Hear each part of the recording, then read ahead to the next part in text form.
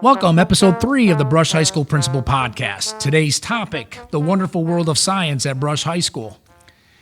This school year, we are excited to offer several new science courses, which include the following: STEM course, Robotics 1, STEM course, Introduction to Engineering, STEM course, Applied Engineering. Joining me today is the Brush Science Department Coordinator, Mr. Bob James. Mr. James, welcome to the third episode of the Brush Principal Podcast. Thank you for having me, Mr. Williamson. As I mentioned in the introduction, Brush is proud to offer several new science courses this school year. Mr. James, can you tell us a little bit about each of the new courses, who's teaching them, and some of the great things that are happening within the courses? And we'll begin with the robotics course. Thanks, I'd be happy to. Robotics is a new course this year being taught by myself and Mr. Jake Ranta. Robotics seeks to teach students skills such as engineering design process, and get them introduced to coding, electronics, and solving problems with a team, which has been a really good part of the course. So far this year, the students have already started building robots. They're going to be competing in a mini competition at the end of the semester as a culminating event. And it's really a scaled-down version of what our robotics team does at their first Tech Challenge competition.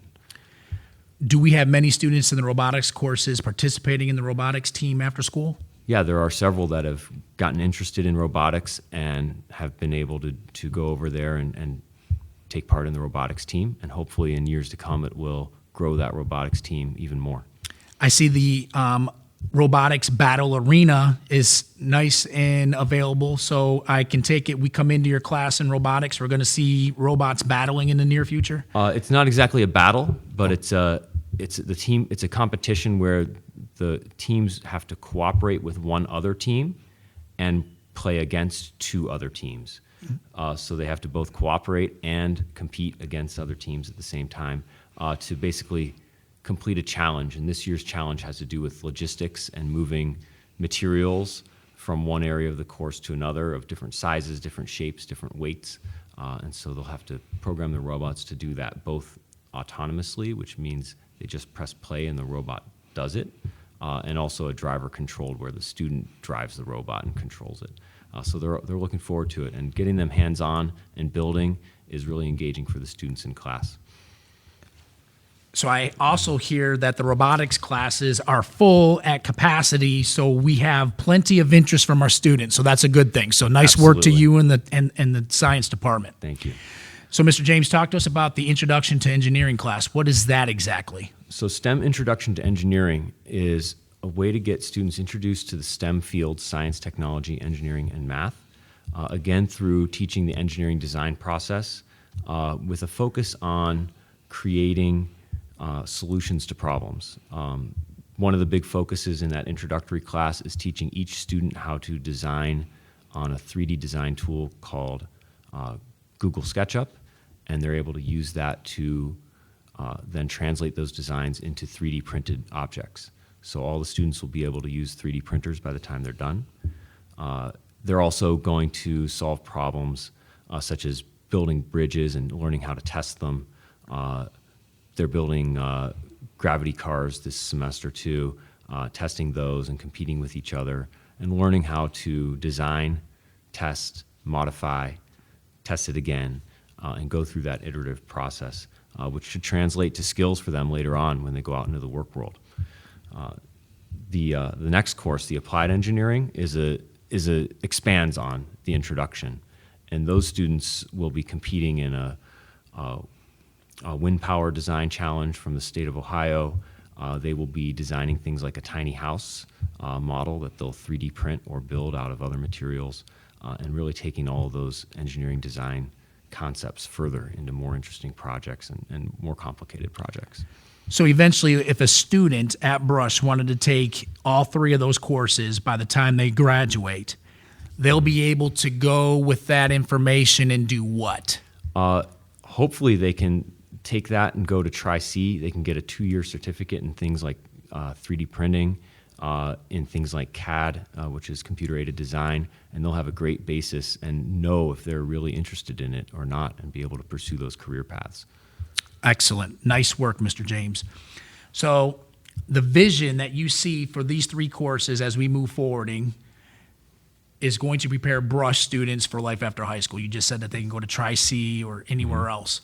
Yep. So now the question that I have, knowing that the science department's doing a fabulous job using the spaces throughout the building, how is everyone using the new spaces such as the Innovation Lab and the Robotics Lab? Right. Those new spaces have been critical to expanding these classes. Up until those spaces opened this year, we were doing those activities in our lab classrooms, which are built as biology and chemistry labs, not really engineering spaces. Now the new Innovation Center has dedicated space for so-called dirty tools, woodworking tools that get dusty and messy, and a separate dedicated space where we have our 3D printer farm and keeps that all separated. We have flexible seating that we can move things around the room to do the competitions and testing that are necessary. The student work areas are designed for teams of students rather than individual desks, so the teamwork component is built right into the room. And all the interesting tools that are part of that, from 3D printers to computer-aided routers to the vinyl cutters, and eventually they'll get into using laser engravers and things like that.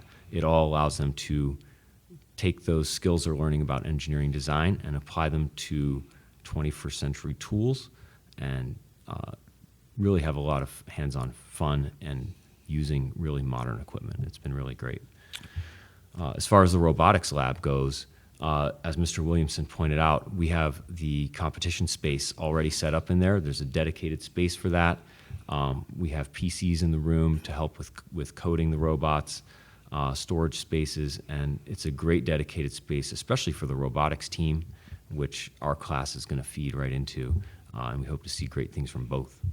Nice work. So when they code on the desktops in the robotics lab, what is the specific language that our students are learning for that with the robotics? It's not a language, it's a block coding application that comes with the robotics. So it's different than a computer science or computer programming course. It's much more kind of user-friendly and applicable.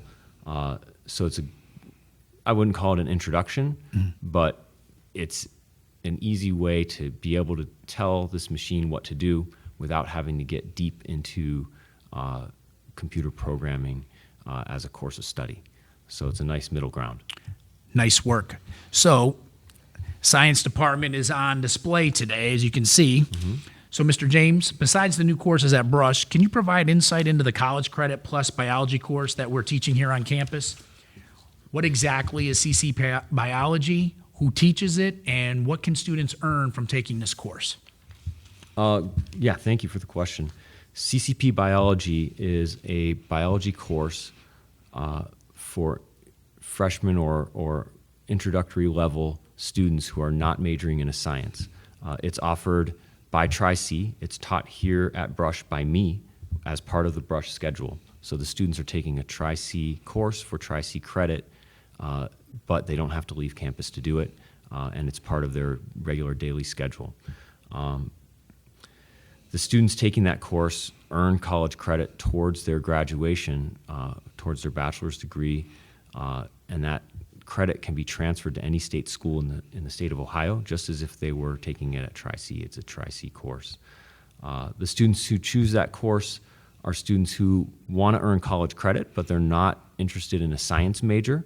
So this is the equivalent of a business major. They need to take their science requirement as part of their general education to get it out of the way, and it's perfect for those students.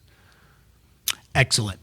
So before we leave, tell us about the science AP courses here at Brush. We have CCP Biology, and we also have AP Biology, AP Chemistry, AP Physics. What other courses are we offering AP for science? And if you can, elaborate a little bit on that, and what's the difference between AP and College Credit Plus? Right, thanks. The AP courses we offer here, as Mr. Williamson said, AP Biology, AP Chemistry, AP Physics, are courses intended for students who want to major in a science, or at the high school level, students who are interested in majoring in a science course. And those courses are the equivalent of a freshman course in those subjects for a major. So if I'm going to Ohio State majoring in chemistry, this is the equivalent of that first year introductory chemistry course that I'm going to take as on my way to become a chemistry major. So those courses are a little bit more rigorous than the CCP course because they're intended for students who are majoring in that subject. The AP courses, just like any, rely on an end-of-year AP test in May, and we spend most of the year embedded in our courses preparing those students to take those tests. Every one of those courses is a lab course as well, so about 2 to 3 days a week are spent doing laboratory activities in the classroom. So there's a nice hands-on component there where the students really learn to think like scientists, learn to do the things that scientists do as being an introductory course for majors. That's one of the big differences between that and a course for non-science majors. So, Mr. James, CCP biology course will transfer to any school in the state of Ohio. With an AP course in science-related classes, if a student wanted to take AP chemistry and they wanted to go to Ohio State and major in chemistry, what are the guidelines or stipulations that students must meet so that AP chemistry class will transfer over into Ohio State? Right. The student needs to pass the class with a C or better and earn a 3 or better out of 5 on their AP test. And each school can have a slightly different policy for what that score translates to in terms of how many credits are going to be transferred. So we always tell the students to check with the school that they're planning to attend and see what their policy is. But in my experience, most schools will accept those, if not for credit towards their major, then definitely for credit towards graduation overall. But it's best to check with the schools.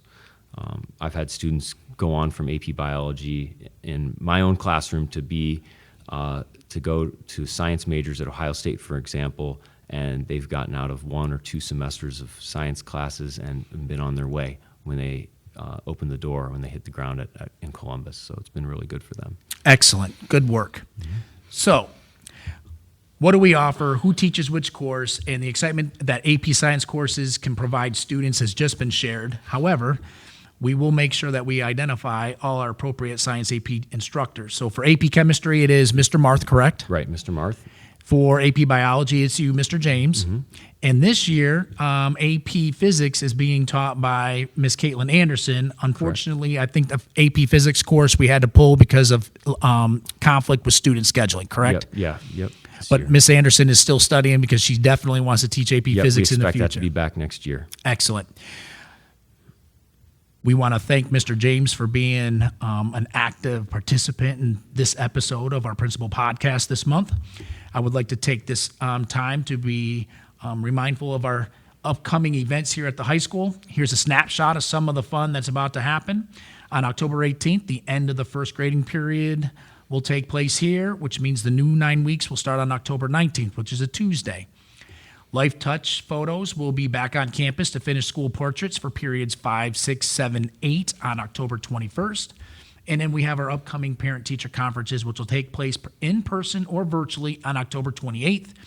Teachers have sent out links to families, so families can sign up to say they want to meet in person or virtually, and there are slotted times available for the 28th. Thank you, Mr. James. Thank you, Mr. Charbel, making today's podcast a reality. To all those out there, make today the best day. Continue to be safe in our protocols of COVID prevention, where we strongly require students to be masked on campus. We want to gently remind folks to wash your hands regularly, limit our distance from others, and do our best to make sure everyone on campus is safe. For those who would like to contact me, Carl Williamson, principal, email williamson@sel.k12.oh.us. You can contact my office directly at 216-691-2068. And I want to thank everybody again for a successful podcast, episode 3. Have a great day, Arc Nation.